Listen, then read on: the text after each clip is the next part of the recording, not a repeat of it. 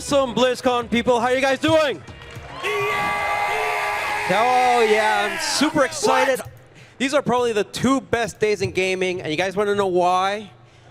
Because I get to hang out with awesome people like yourselves, people who play our games, who love our games, and we just love being here with you guys.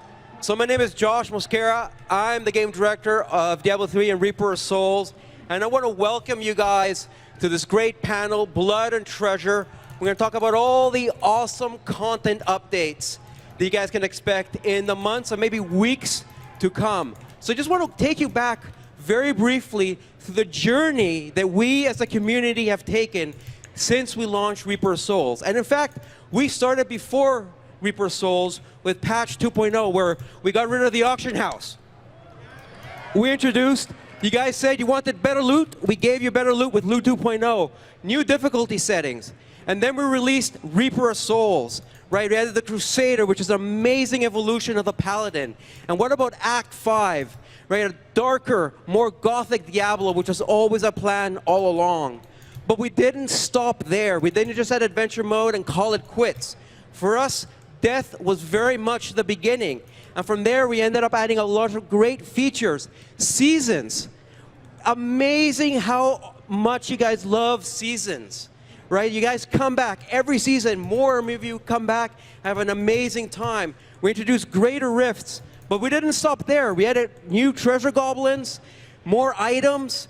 I mean, with so many items, that actually having a bit of a problem what to do with all these awesome items. Stash space. I hope we can figure that out soon. Stash space. You know, more treasure goblins, more bounties. More stash space. But really, it was patch 2.3 that I think has been our biggest, but not best, patch yet. Not only did we introduce the Ruins of Secheron, we finally got to play in the barbarian homeland and find out what happened, and I really geek out about that. But it's also a very key patch for us because we released Kanai's Cube, which is it's not just a great memorial for one of our fallen comrades, but it's also one of the great new evolutions of a beloved Diablo 2 feature. So this is where we are now, but we're not done yet. We have so much more to give you guys for Reaper of Souls, and today we're going to talk about patch 2.4. We're going to add, this is going to be our biggest and our best patch today. We're introducing 2 new areas, and Matthew here is going to give you a guided tour of what you can expect. What does that say? New areas? Alex is going to talk about set dungeons, have something to do with sets. And then Wyatt and Kevin are going to talk about all the great new features and changes to season that you guys can expect to play very, very, very soon. So let's kick it off. I'm going to hand you over to Matthew Berger, and he will talk to you guys about the new areas. What's up, Matthew? New areas. Yes. It's both amazing and not a little bit terrifying to be standing in front of so many Diablo players. Whether you guys are Diablo players, I wonder why. Whether you guys are playing on PC, on console, or both. You guys are all experts at Diablo. Pretty terrified so you know that before you can get your hands on awesome loot, you're going to have to venture into dangerous lands and face vicious creatures. In this presentation, it's going to be the same. I'm going to first take you through a little tour of some of the new areas that we're introducing in patch 2.4, and then we'll talk about some of the creatures before I hand you over to the people who will give you a preview of all the awesome items. So in patch 2.4, we're adding 2 new areas and 1 new zone. First up, we have the Eternal Woods. The Eternal Woods are adjacent to the Ruins of Secheron. They are the frozen hunting grounds of the fearsome Yeti, where you will not only face those woolly creatures, but also the reanimated remains of their victims. And the snowy canvas that the artists have created for us is absolutely perfect to display all the blood that you're going to be shedding. Next up, the Royal Quarters. You guys have been to Leoric's Manors, I don't know how many times. I mean, countless times. You've been there. You've taken the stairs to the left, you've gone, you've killed spiders. Awesome. Finally, the cultists have managed to clear the rubble on the right side of the staircase. It's taken a while, but you are able to now go into King Leoric's private quarters, where you're going to run into the delicious kind of density that you love, and maybe a secret. All right, 2 new areas, that's cool. But how about a whole new zone? So we are going to introduce in patch 2.4, Grey Hollow Island. Grey Hollow Island is an island, as you can tell. It's also a forest. It has, because it's a new zone, 7 new events with adventure mode friendly storytelling. We're trying something a little bit different this time. New monsters, because it wouldn't be a new zone without new monsters, so we're adding 16 new monsters. So these monsters, New well, I'm not going to run through all of Those them, look but exactly if you like go to the monsters we Slaughtered already Cafe have. and play the demo, they're all there. But we're going to take a very brief tour of a few of them. So first up, we have the Bone Breaker. In the ruins of Szechuan, you guys met the Yetis. This is his cousin, the Sasquatch. He's very angry. He doesn't throw you to the ground. He throws the ground to you and then takes you in the ground and throws it back to the floor. The Flesh Harvester, a very big crab. Lovely name, lovely creature. His little friends, the Amputators, because obviously we like colorful creatures in Diablo. This is my favorite. So not everything is a new creature.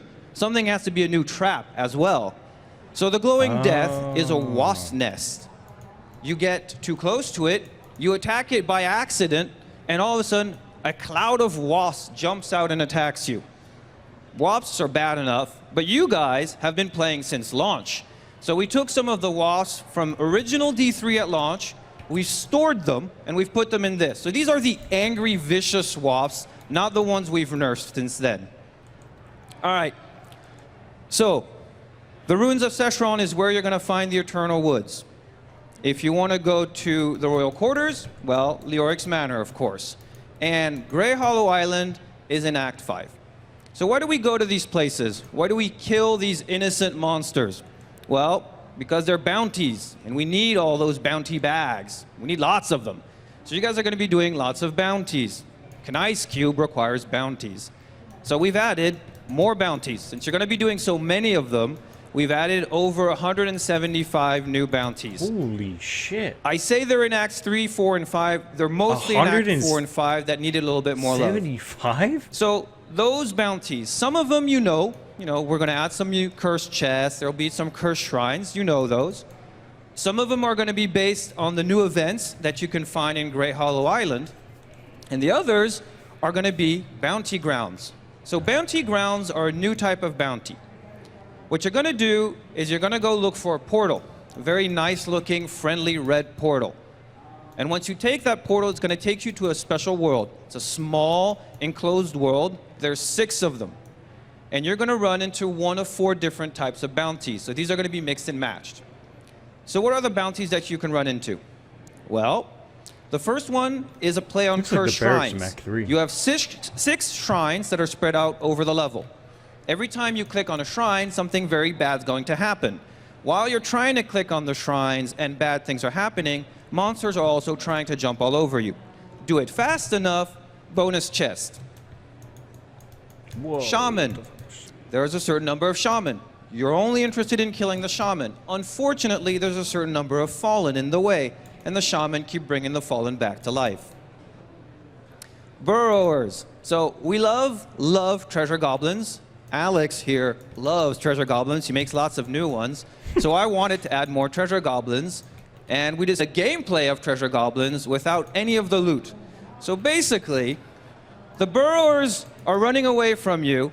You have to kill them before they disappear. If you don't, another one spawns, and you have to repeat the process. It is the only time in our game where something is not running to kill you, but actually running away from you. So, it's not bad. Finally, champions. We all love fighting champions. What could be better than having to kill 3 packs? And if you're not killing them fast enough, those 3 packs are going to be spawning at the same time. So that was Sounds like a a hardcore very nightmare right small there. sort of glimpse at some of the new areas, the new zones, some of the new monsters that we're going to be introducing in patch 2.4. If you want to know more, I'm doing a lightning talk at the Slaughtered Cafe. God, nobody would help me out. You guys are really not nice. So I'll be doing a lightning talk tomorrow at 11:30, sort of explaining a little bit more how we made the areas. But now, to talk about the incredible amount of new systems we're adding, Wyatt Chang. Yay, Wyatt. Hello, BlizzCon. Is anybody else as excited as I am about these new areas and the new zone? Grey Hollow Island, does that look awesome? But we're not just adding new areas in patch 2.4. 2.4 also brings a number of great systems changes. And this time around for patch 2.4, we've been focused a lot on basing a lot of our systems changes on feedback that we've received from you, the community. Before I go into exactly the changes that are coming, goblins. I want to talk briefly about how we handle feedback and the process that the team uses. Goblin, where'd you go? Feedback and suggestions that we receive from the community comes from a number of sources. Sometimes from an email, the official forums are a great place, sometimes through Twitter or from Reddit, and we read and take in a lot of suggestions from these places. By and large, most of the suggestions fall broadly into one of three main categories. The first category is a suggestion that expresses a sentiment that the player is feeling, but for either sometimes a technical or development schedule reason, it's not something that we can implement. Or, more often than not, the suggestion's a great one on its own, but unfortunately conflicts with one of our other design goals. The second category... Is it me or did Wyatt lose some weight? So that was category one. He's been eating ribs, but he's losing weight. These are the fun ones. What kind of voodoo magic these is are that, the man? easy I think he's ones, playing right? a This is where witch doctor. someone, or a lot of people, sometimes overwhelmingly, are saying the same thing, and you know what? We agree. We agree, and we just say, hey, this is a great suggestion. It doesn't conflict with any of our design goals, and it fits within our development schedule. Let's do it. Ship it. Just get it in the game. Awesome. The third category of suggestion that comes in... Did somebody just say stash space this is a tricky from one. the back? This is where feedback's coming in from a lot of I players. can swear somebody just said But stash space. It's a trickier issue, and stash sometimes we don't want space. to treat symptoms. We want to try and look for root causes. Or sometimes we want to think about what's going to be not just better right now in the immediate, but what's going to be better for the long-term health of the game. Man. A great example of this was the Royal Ring of Grandeur. The Royal Ring of Grandeur was one of the most popular items immediately after Reaper of Souls shipped. But then around Season 1, people started to point out some of the gameplay anomalies with it. I'm not going to go into the whole history with the Royal Ring. If you're interested in that, Travis Day is going to be giving a short talk over at the Slaughter Cafe going into the history. But it took us on this crazy journey. And that journey ultimately led to us making even more powerful rings and putting them into the game, and ultimately, Kanai's Cube. So without any more delay, let's go ahead and start talking about some of the feedback that we've received. The Royal Ring Maybe some of you can relate to Kanai this Cube? one, the buff UI. A lot of people have been saying since patch 2.2 and patch 2.3, with all the awesome legendary items that have been going in, that people want to be able to better track the buffs that they have. Particularly with items like Focus and Restraint or Convention of Elements that was designed here at BlizzCon last year. Get like 10 you buffs, really need to be able to see these 6 buffs. or something? I mean, come on, Blizz. Something Please. like that. Right. Well, Nazgrin, we agree with you. And not only does the whole team feel very strongly about this, one of our gameplay engineers, Mike Hirschberg, he was very passionate about this one as well. And he put a lot of time in this development cycle to really revamp the buff UI. Let's take a look at some of the changes that are coming in. Let me see that new The buff. focus is to try and really look at what kind of buffs do I get? Some of the buffs are just reassuring buffs, and they're just letting you know that it's active, but it doesn't affect your moment-to-moment combat. Whereas other, like Focus and Restraint, which I mentioned earlier, you do care that that's actually happening in your moment-to-moment gameplay. So for example, let's say that you're playing a monk, and you've got Mantra of Evasion up in your second slot. Rather than using up one of your 8 precious buff slots to tell you, hey, by the way, you know that passive that's always up? It's still what's up. up, Omega? So now we just put a nice golden border around the skill so that you have that reassurance that it's up, but it's not consuming one of your 8 buff slots. And then we have other skills which have an activation ability. Mantra of Evasion does this as well. So rather than using up another buff slot, we put a duration progress bar right on top of the skill. This actually works better than the old one because you don't even have to look inside a crowd of buffs. You can just look exactly at that very consistent location on your skill bar.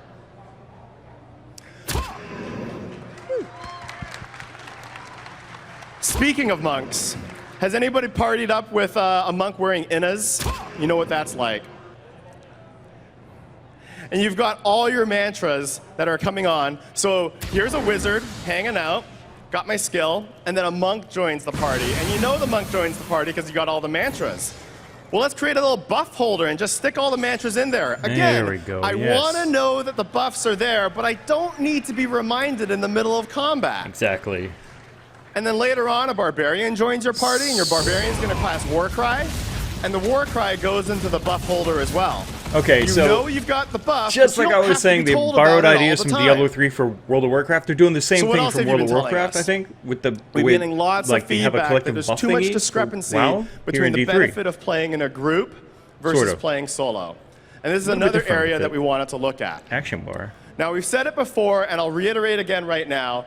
Diablo was designed from the ground up as a multiplayer game. And we really want to make sure that players who take the time to put together a group have better rewards for it. But we should revisit how big the gap is, right? Between 4-player play and solo play. And that gap is feeling too large. So we should do what we can to shrink it while still ensuring that players have an incentive to group when they can. And sometimes you're just waiting for your group to get online, and you want to run, some rifts or some greater rifts while you're waiting for all your friends to get online. And sometimes that feeling can feel, like the disparity is too large. So we're making 2 major changes in patch 2.4 to address this on this front. The first is that we're going to reduce the health of monsters in greater rifts for solo, 2-player, and 3-player play. This is going to shrink the gap between the highest greater rift that a solo player can do versus what you can do in a group. The other major change we're making, and this is a big one, has to do with experience gear. I saw one person on the forums say that every time he gets into a group to play, he feels like he has to dress up as a walking shrine. I don't know if you ever felt like a walking shrine yourself in group play. So what happens is, there's a very powerful affix, the bonus experience affix, that increases the experience of you and your entire group. Plus, you have items like Kane's set, the Born set, Leoric Signet, the Crown with a ruby in it, giving tons of XP. Too much to give up. So, we're going to take this one head on and reduce the effectiveness of bonus XP at level 70.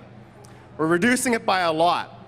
For example, the ruby, which is normally 41% currently on live, is going down to 4.1%. Oh, so this is a really God. big reduction. Wow. Well, don't freak out, because we got you covered.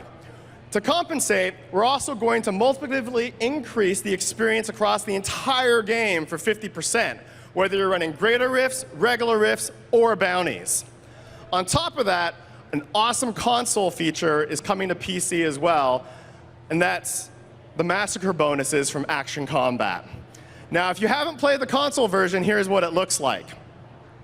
The longer you can keep a kill streak going, and you can keep hitting enemies, a UI will come up and tell you how your kill streak is going to get that massacre bonus. The longer your massacre bonus can go, the bigger the multiplier. And your experience can be multiplied by 1.75, 2 times, or sometimes more. When making massacres So instead relevant. of getting your experience by dressing up as a walking shrine, now you're getting your bonus experience by engaging in a more active way.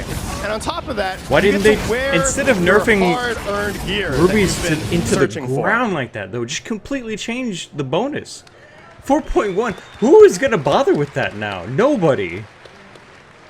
Nobody's going to bother with All right, that. so gold. Just completely change it. Is there anyone here who feels like they have too much gold? Need something to spend it on?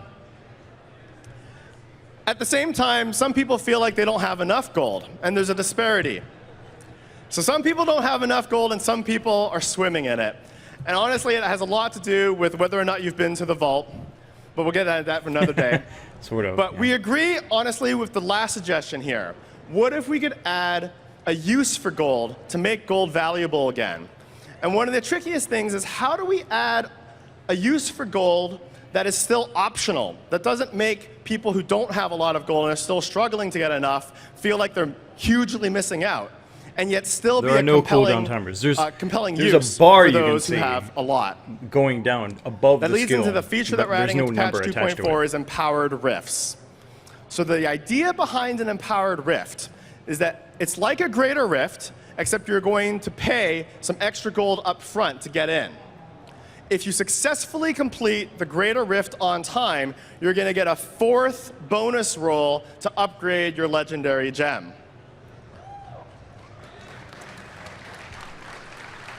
Okay.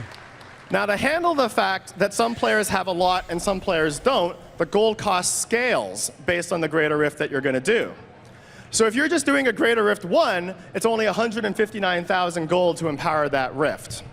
And if you're doing a greater rift 25, the cost goes up to 4.6 million gold. For those of you who have more gold, it's 49.9 million gold for a greater rift 50. And for those of you who are up at the highest echelons of play, a greater rift 75 is going to set you back 540 million gold per run. Now, I know what some of you might be thinking is, okay, I have a lot of gold, 540 million, it's kind of a steep price for a 4th bonus roll on my legendary gem. I mean, I've only got 3 legendary gems. Why would I want to, level it up that much faster? Is it really that valuable? That leads into a new recipe that's coming for Kanai's Cube. Kanai's Cube was one of the most popular features ever in, for Diablo Reaper of Souls in patch 2.3, and a lot of people have been asking for a new recipe. The new recipe, Culdesan's Despair, allows you to permanently augment one of your ancient items by sacrificing a legendary gem. Here's how it works. You walk up to the cube, and you put in any ancient item that you have. You also add some emeralds, rubies, or other gems, plus a legendary gem. Depending on what kind of gem you put in, you'll get either strength, dexterity, vitality, or intelligence, and you'll get 5 of the primary stat added to your item permanently for every rank of the legendary gem that you sacrificed. So the higher your legendary gem, the more powerful you can augment each of your ancient items. I can hear it from here. Hear that? That's the sound of a bunch of people slamming keys on the forums right now. This is power creep! We get from a lot of different places. And sometimes the category 2 type suggestions that we get, those are the easy wins that we really love. Some people ask for short things like, I don't know what a pool of reflection does. Can you help me out? Absolutely. We can just explain that better in the tooltip. It totally makes sense to add it. It's very easy for us to do, so we explain that a little bit better. Other people want to see something like the damage numbers shortened. And if you've been over at the Slaughter Cafe, you'll see that we've already changed this for patch 2.4. If you're doing thousands and millions and billions of damage, these are going to be truncated. And while we're at it, we also call out your highest damage points in orange, and they kind of float and hang a little bit longer, so you can really see those call-outs of how your damage is doing.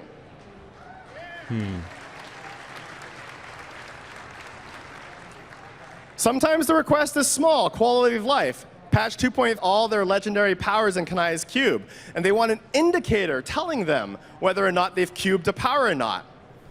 Spankachu, I'm happy to tell you, in the next patch, there's an indicator right on the tooltip telling you whether or not you've already cubed this power.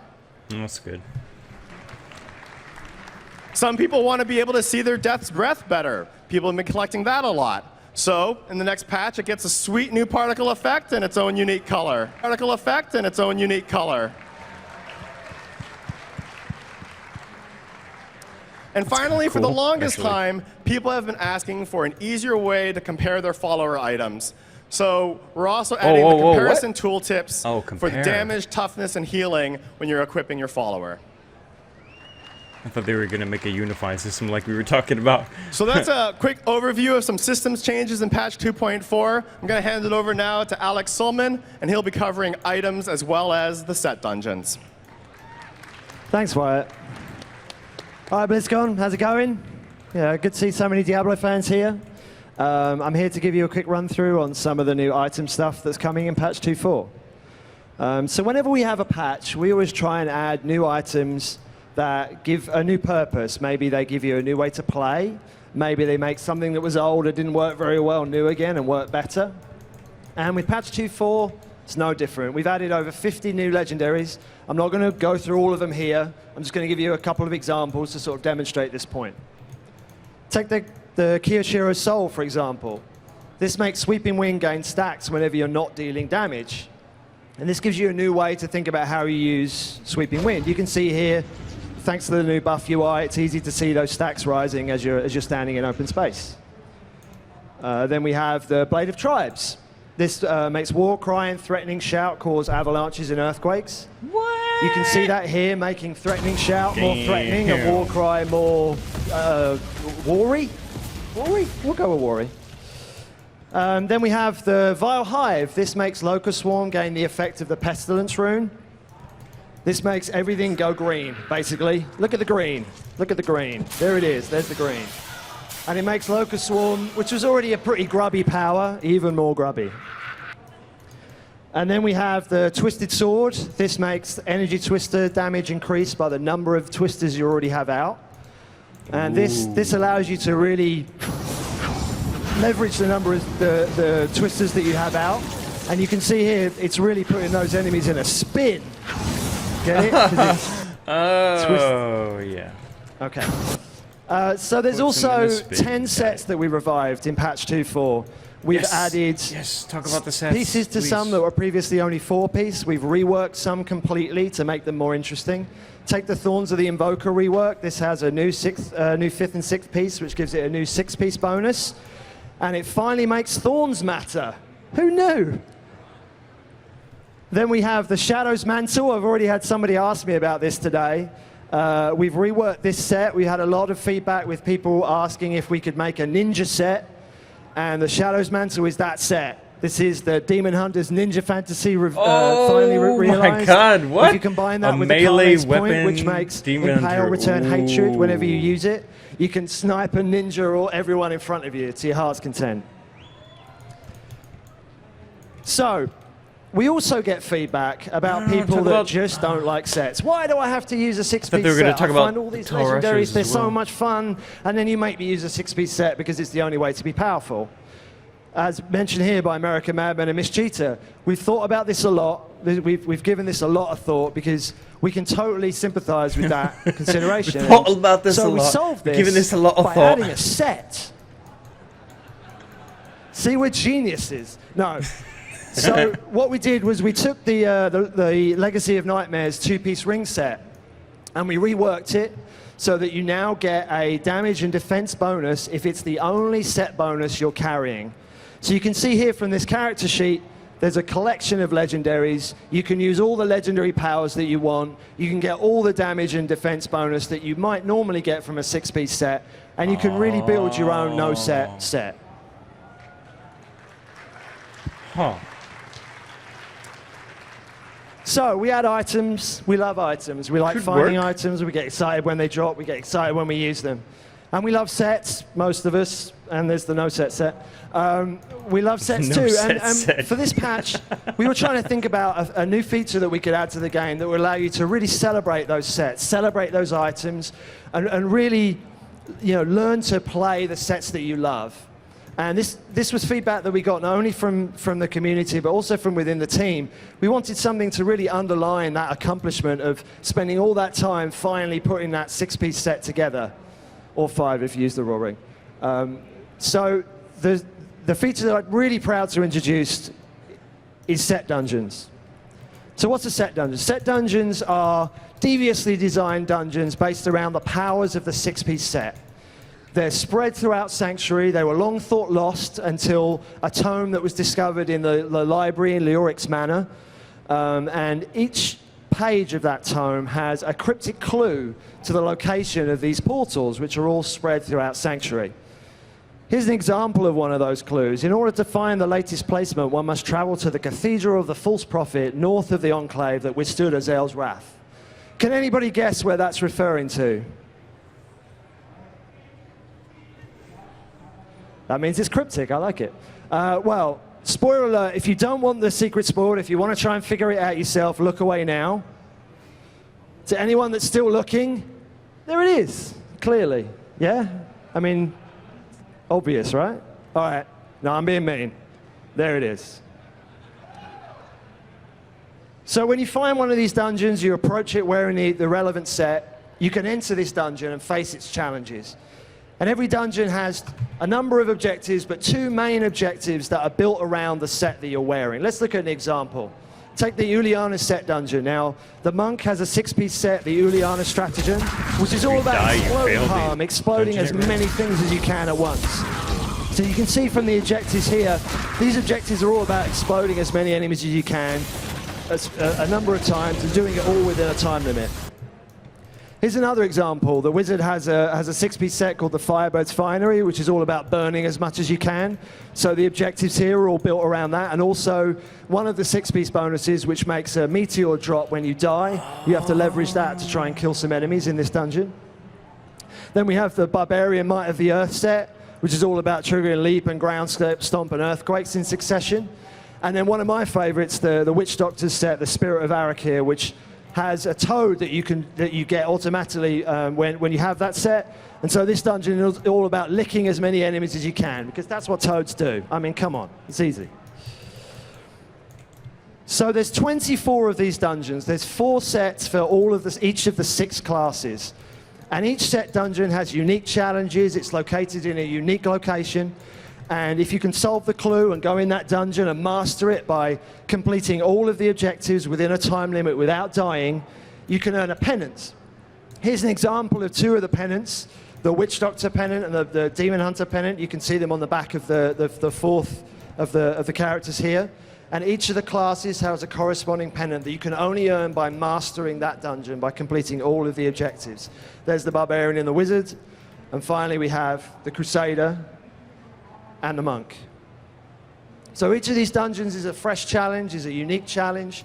Hopefully it will not only help you to learn the set, but it might also give you a reason to play a set that you've never bothered to play before. Maybe you want to go play that Firebird set that you've never played, or play that Spirit of Arakir. Go lick those enemies. So we're really excited about this feature. We think it brings something a little fresh to Diablo.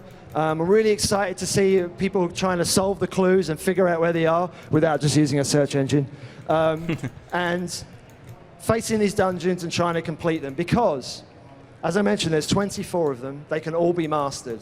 And if you manage to master all 24 of them, which is no mean feat, it will be mean of us not to give you a reward for that. So you can earn these wings if you manage to master all of the dungeons. And really prove to everyone and yourself just how much of a master of Diablo you are. So with that, I'd like to hand over to Kevin Martins, who's going to give you an insight into some of the new season features. That's actually pretty damn impressive. Thank you very much, Alex. These are a lot of features. Wow, thanks everybody for coming out. We still have a lot more to show you today. Standing room only, it's very cool. So seasons have become an ever more important replayability feature for us, and since we introduced them in patch 2.1, you have all participated in live design iteration on this feature. We have done a lot of experimenting and hopefully, in your minds, a lot of improving with a ton of feedback from you guys in all sorts of different formats. So we've experimented with rewards. We've had season-exclusive legendaries that we've been giving out with powers that for the length of that season you can only get in the season. And this has been successful in drawing some people into the seasons who maybe otherwise wouldn't have tried them, so they have a good time. And some people have been unhappy with this experiment, so more on that in a little bit. We have done a lot of work with cosmetics. We started off with a 6-piece set over the first 3 seasons that you could only get in seasons. There's been banner rewards. There's been portrait frames. We've had pennants, and we've had pets like the Frost Hound in the current season. conquests and leaderboards, a ton of experimentation has gone into those. So the idea of competition in a PvE-focused game like Diablo has been very interesting for us. And we've experimented, for example, just one of many conquests you've seen over the first 4 seasons, with races. Some of them haven't worked out so well, such as Race to the Top. So the idea of racing is not bad in itself, but racing to level 70, I think, didn't work out for a couple of reasons. So first, everybody gets to level 70, kind of no matter what our data says. That's like almost the first goal that everyone has in the game at this stage of play with Seasons. So racing to do something that everyone was going to do every way, limited interest there. Worse, I think, was the fact that the way you did this effectively is you picked wherever had the most experience. You only did that over and over again until you got to the top. So that one wasn't super fun. However, races were fun, and we knew they were, so some of the other experiments we do think worked out.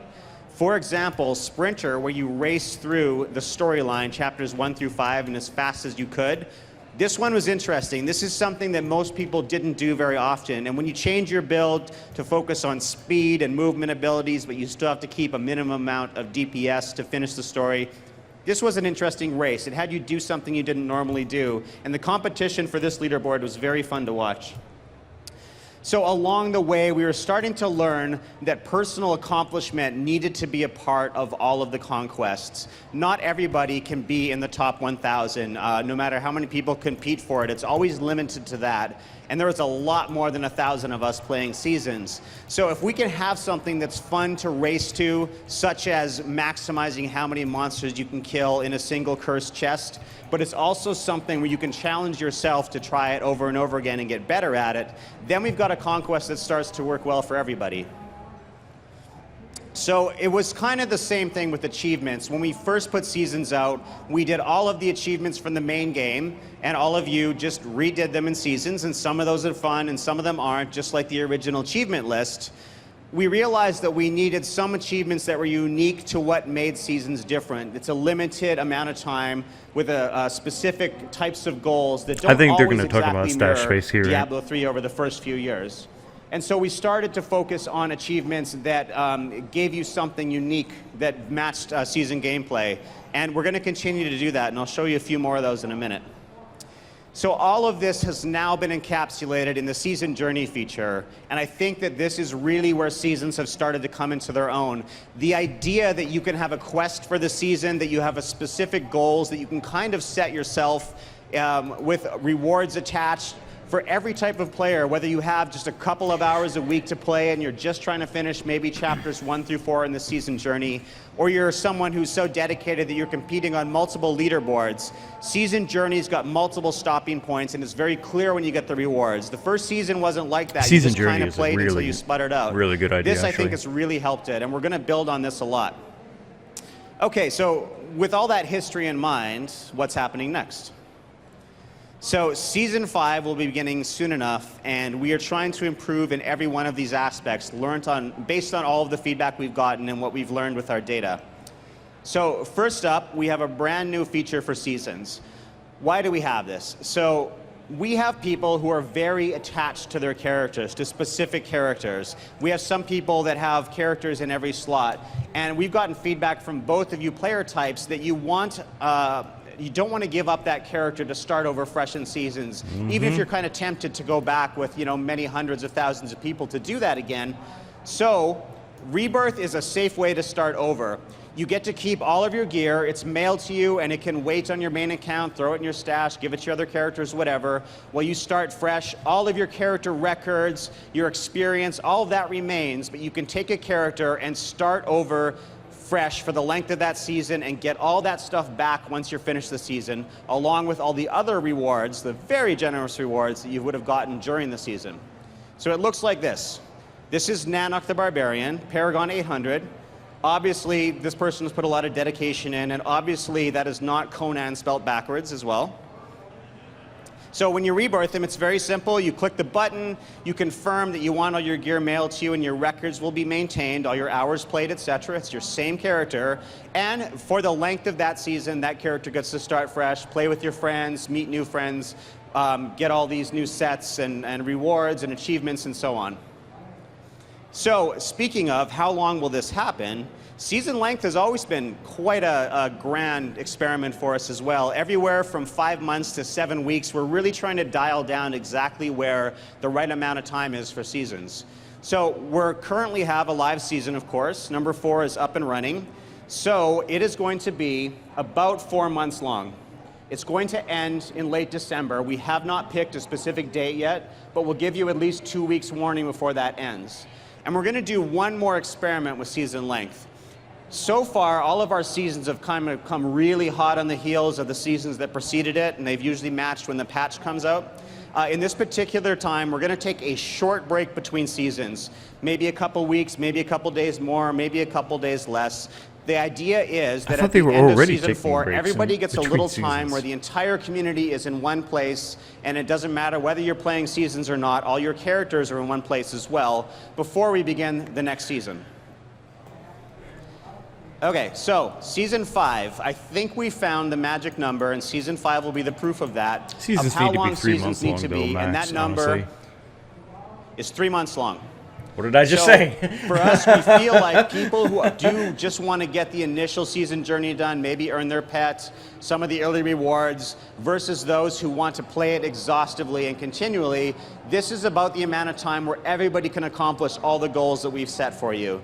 So we'll see how this goes. If this works well, this will be the season length from now on.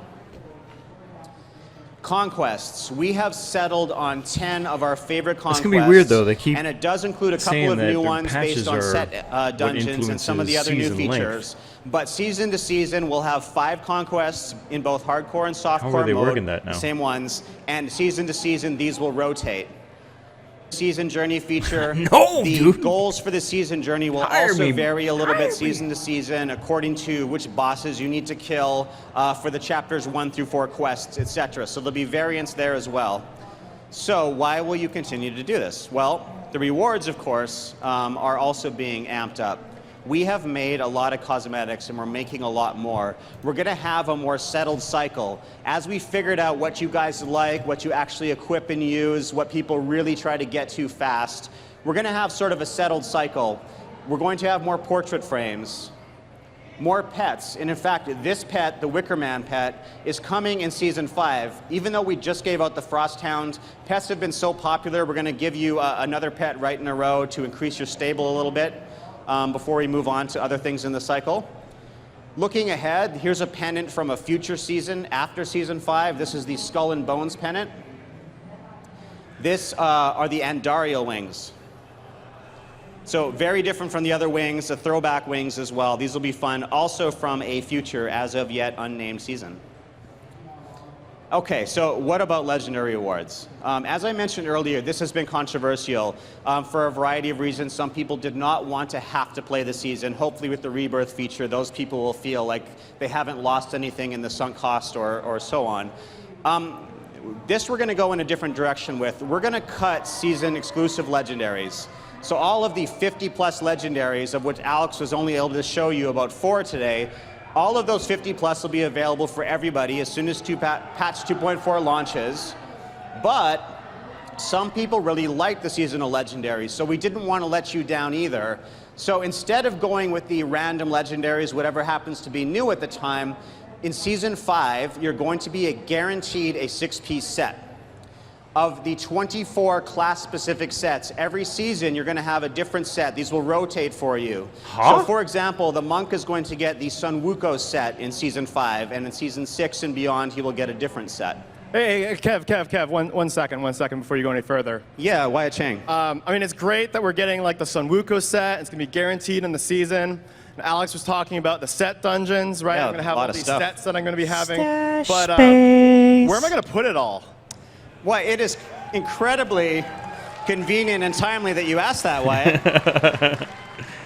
Here we go. Oh, I had many more bullets here. Here we go. I think we're going to give you, right at the beginning of patch 2.4, as soon as it launches, if you go to your stash, there's a new button there. For normal in-game gold amount, you can immediately buy an extra tab. You think? All right, so 1 tab, that's cool. I noticed there's a lot of room for additional tabs there. Furthermore, in Season Journey, you will get a new stash tab every Season Journey that you play from now on. Up to, hold on. Wait for it. Right, let's take a look at that real quick. So here it is. In Season 5, you have one tab. You finish, in this case, the Conqueror objective for Season 5. And automatically, no in-game gold cost, totally free, another tab. This will continue up to a maximum of 10 tabs. That is to say, doubling your current stash space. Yes! Double stash space. Okay, because I thought this might be popular, I'm going to re-summarize that one more time in a slide in case people want to take pictures. No, wait, how do I get these again? All right. Everyone gets a new tab immediately on 2.4. In-game gold cost, rather moderate, 500,000 gold. Every Season Journey, starting with the first season, so you get 2 stash tabs right off the bat. If you complete the objective in the Season Journey, you'll get more, to a total of 10. This is all very PC-oriented, so console players out there, you're going to go, because you don't have seasons, immediately from 210 to 350 slots as soon as patch 2.4 launches.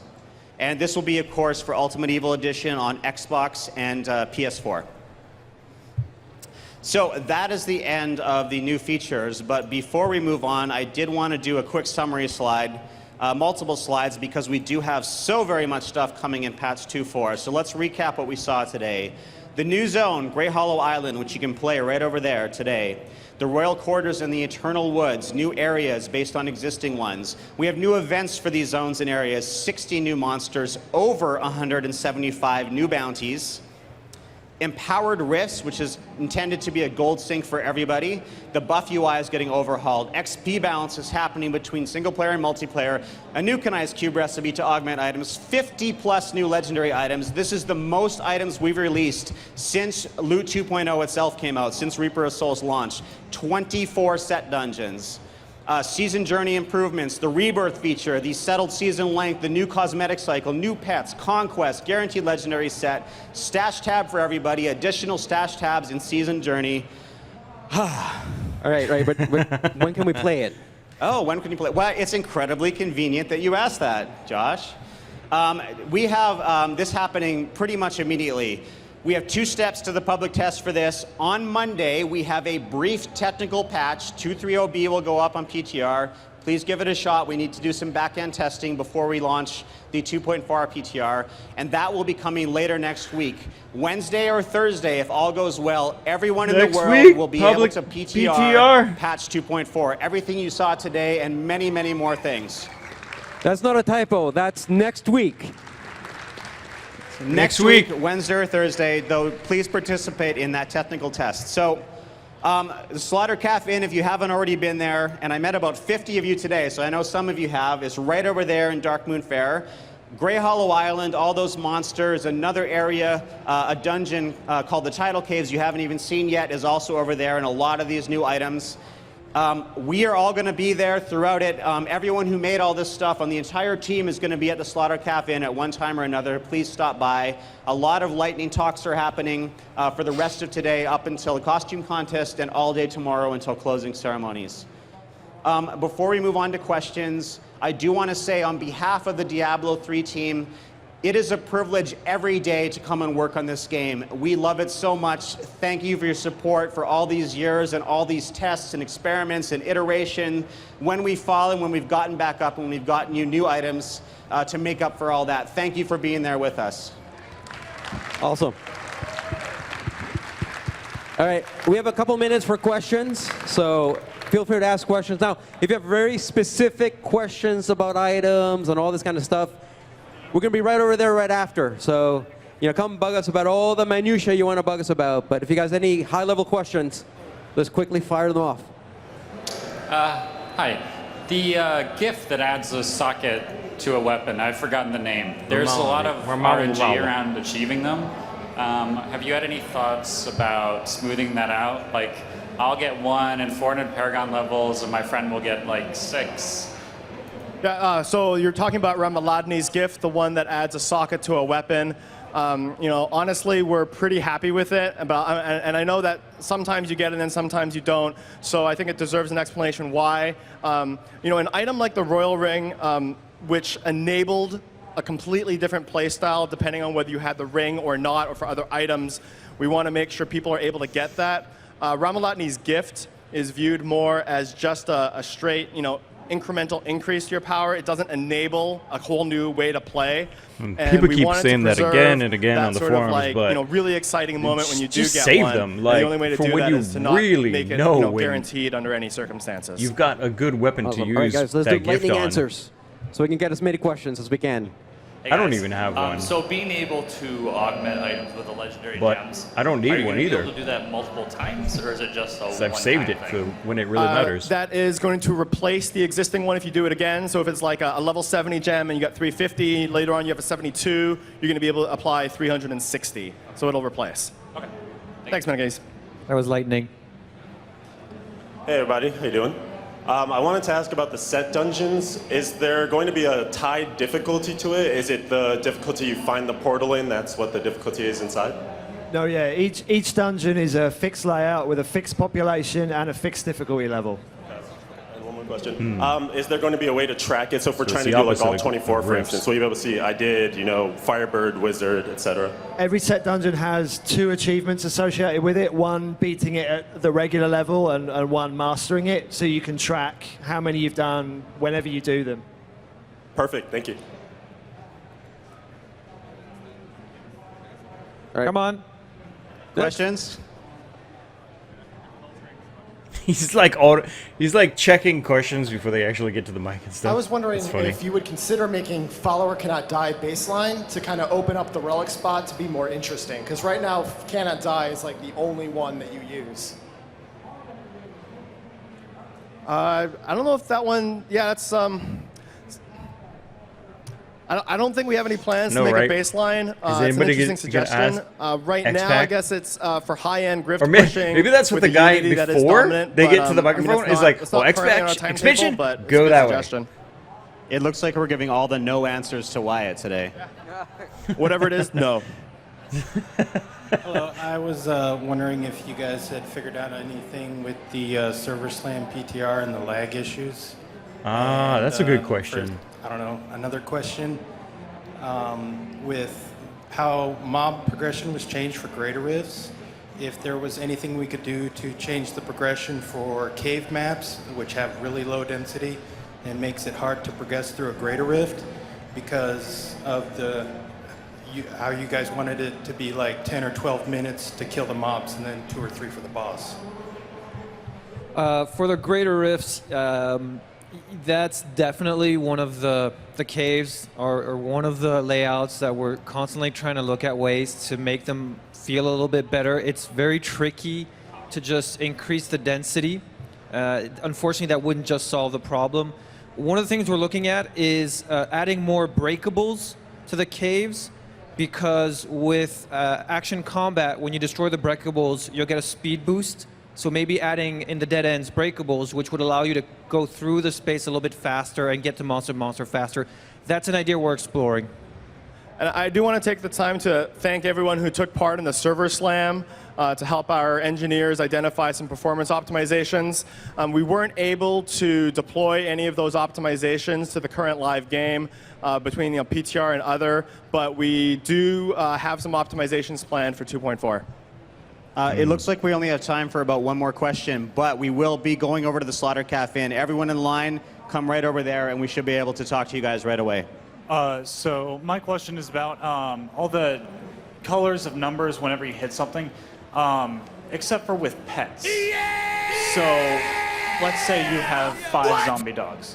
Whenever they hit something, will it be a different color, or could you make like an icon next to it that has like a zombie dog picture next to it? I like pet builds. Totally a Wyatt question. He would actually do this work. Yeah, no, for the pets right now, we don't differentiate between the two. There's sort of the white, the yellow. The orange is more to help you gauge, when you're getting a new high or you hit a power pylon and you see a number that's 4 times as big. But no, there's no plans to differentiate the pet damage right now. All right, guys. Thank you so much. He really Again, was you guys the questions? no. Somebody, write your name down. You're next when we're over there. Okay? We'll be right over there. Thank you so much, guys. Thank you, everyone. Thank you very much. Woo. Thank you for attending the Blood and Treasure New Content and Features for Reaper of Souls panel. Up next, the StarCraft II Legacy of the Void competitive multiplayer panel. Alright, so I feel satisfied to a point, definitely.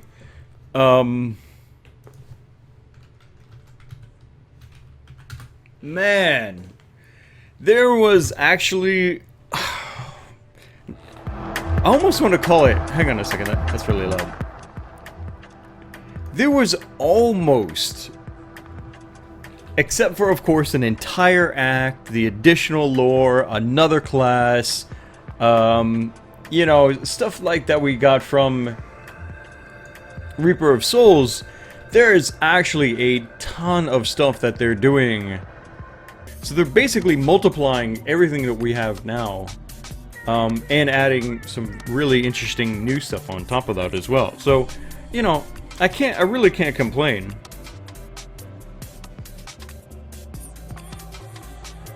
Not really, because they gave us almost everything we were asking for.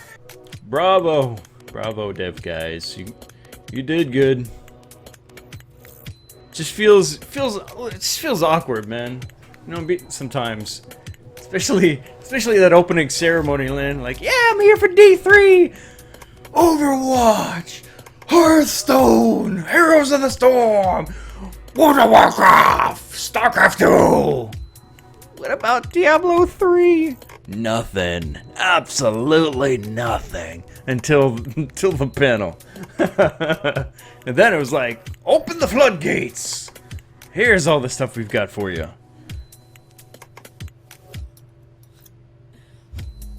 Anyway, I'm out of here, guys. Thank you for watching the stream. I realize most people were probably just using me to watch the Blizzcon stream, and that's totally fine, but there's like some, what, 30 plus people at least that followed the stream today, which is cool. Much appreciated. And yeah, I'm gonna be streaming more, so you can expect to see more small box BlizzCon streams whenever I'm awake and stuff like that. Have yourselves a good night or a good day wherever you are. I'll catch you guys next time.